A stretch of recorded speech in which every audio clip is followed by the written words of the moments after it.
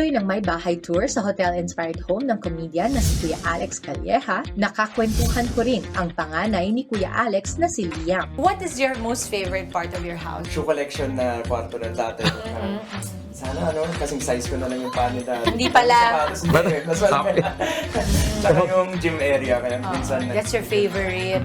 by minsan mga once a month.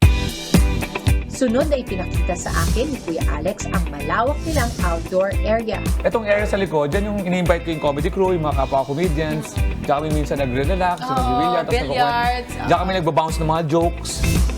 Kwento ni Kuya Alex, hindi niya inaasahang mapaghandaan ang pandemya. Dahil bago pa nag-lockdown, nagpagawa na siya ng sariling basketball court at gym sa bakanting lote. Hindi mo pa yun Hindi ko alam alam. noon, pero naisip mo na gawin mong sanctuary itong Oo, tapos bahay puro niyo. puno kami. Napansin nyo, may, Ganda. may santol, may akasya. Tapos yan, yung wife ko mahilig din sa garden. Pero to, di ba, ito talaga yung pinaka-area ko. Oo, ikaw to kuya. Oo. Excited ako makita. Let's go. Isa sa major renovation ng bahay ni Kuya Alex ang magpagawa ng sariling podcast studio. Masasabi niya ito ang pinakapuso ng kanilang tahanan at bread and butter ng kanyang profesyon. Lingid sa kaalaman ng marami, na-diagnose na may clinical depression si Kuya Alex. Kailan ka nagkaroon ng clinical? 2003, bumabalik siya eh, pero ang last lang is 2019 nga. Yung nagsimula nga ako mag-change for nung health, gusto ko Lahat, maging lifestyle, healthy. oo. Hindi ako makatulog kasi kaya gano'n na nangyari. Can you tell us that story about the rosary? Ganito yun. May nagbigay sa akin ng mga rosary at scapular na hindi ko pinapansin, na charot-charot lang na, sige po, I will use this, na tinatabi ko lang. When I was sa room, dahil hating gabi na palakad-lakad, nakita ko nag-glow in the dark siya eh. Nung kinuha ko, nag-try ako mag-pray on my own na paulit-ulit.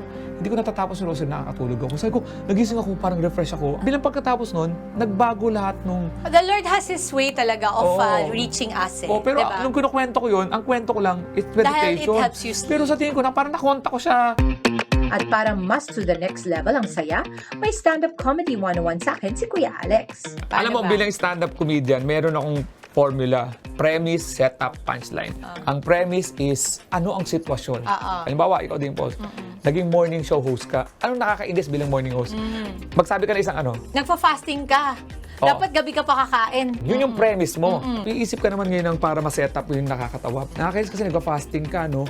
Eh, lakas ko pa naman kumain. Ang setup mo doon, ang lakas ko pa naman Ang lakas mo kumain. Kaya alam mo, kahit ang sarap ng morning show na to, ay quit na lang. Yun ang punchline. Ganun ang punchline. Kaya ngayon, parang- Pero boss Gets Guido, mo? hindi po totoo yun. Joke lang po. Hindi, pero yung Baka marinig gets ako mo? ng Manucci. Gets mo yung comedy? Parang, Yes, ito na po pagkain. ang huling araw ko bilang morning show. Parang, ayun ang comedy. Yun, ganda. So, kuya, ako naman, tuturuan kita Sige. mag-drama. Tatry natin. Pwede bang sabihin mo lang yung linya ko na, I am not Daniela Mondragon for nothing.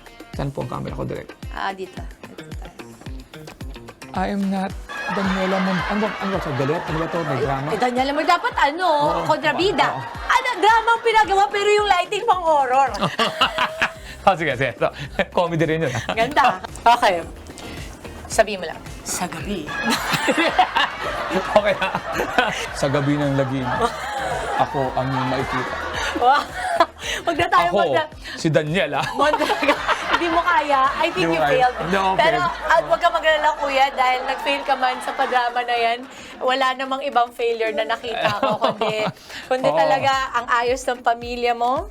Oo. Beautiful home. I see that you're not stopping here, kuya. Yun yung nararamdaman ko na Oo. lalaki pa to, mabibili mo yung barangay hall. Sobrang sarap talaga sa puso ang sayang hatid ng isang Alex Calleja. What is the best life lesson na pwede mong iwan sa ating mga may bahay ngayon na nanonood? Ako never give up. Hindi man ito pelikula na may ending eh. Tomorrow is another day, so never give up. Pagka hindi mo nakita ang gawa ngayon, bukas ulit laban. Pinaka gusto ko sa sinabi mo, kuya, na gusto kong iwanan sa mga kapatid natin na padayon. Ibig sabihin, go lang tayo. Keep on walking lang, mga kapatid. And that is it for us, My Bahay House Raid by Alex Calleja Yes. and his beautiful family. Thank you, kuya.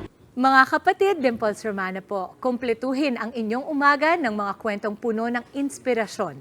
Salubungin po ang bawat araw ng may ngiti at pag-asa. Kaya't mag-subscribe na po at mag-follow na sa aming social media pages ng News 5.